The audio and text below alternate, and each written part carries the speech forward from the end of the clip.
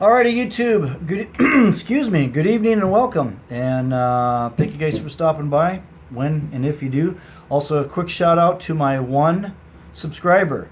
Thank you, one subscriber, whoever you are, wherever you're at in subscriber landville, wherever. Anyway, thank you for subscribing. I do appreciate it. I'm poking fun at it because it's just one, and I'm not.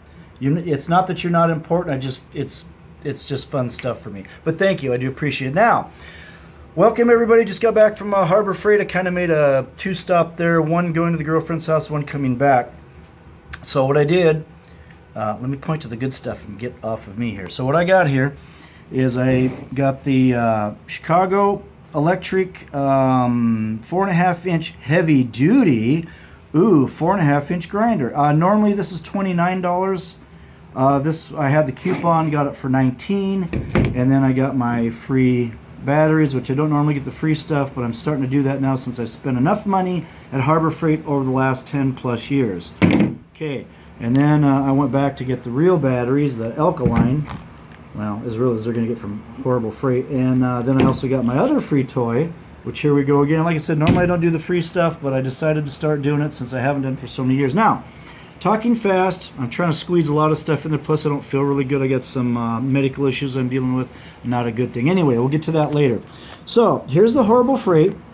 It's actually got some girth to it. It's thick, it's heavy. I haven't ran it yet, so I can't tell you what that part's going to be like. I did run the $9.99 Drill Master in the garage here the other day. I took some mill scale off of just a little chunk of steel, some angle iron, and it actually did pretty good. It actually worked a lot smoother than I thought it would be. It seemed like it was going to be vibrating, and once I hit it to the steel and started working it, it worked pretty good. I'll do a video on that later. What I want to do is a video on all those grinders and then this one too, and see what they can do and don't do. Now, my concern with this new one is, I don't know if you can see this. I'll try to do this.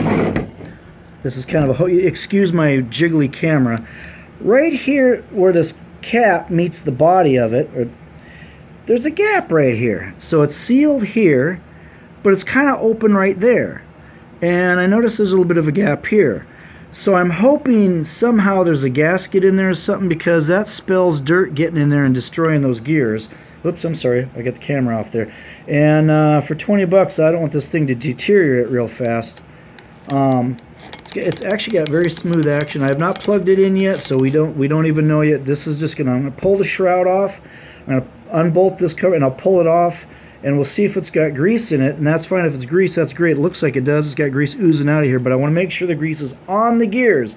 But if this does not seal, I don't know if you can see that or not. If that doesn't seal in there, that's going to spell disaster, and I don't want to spend 20 bucks on a tool that's going to be sucking in dirt in there.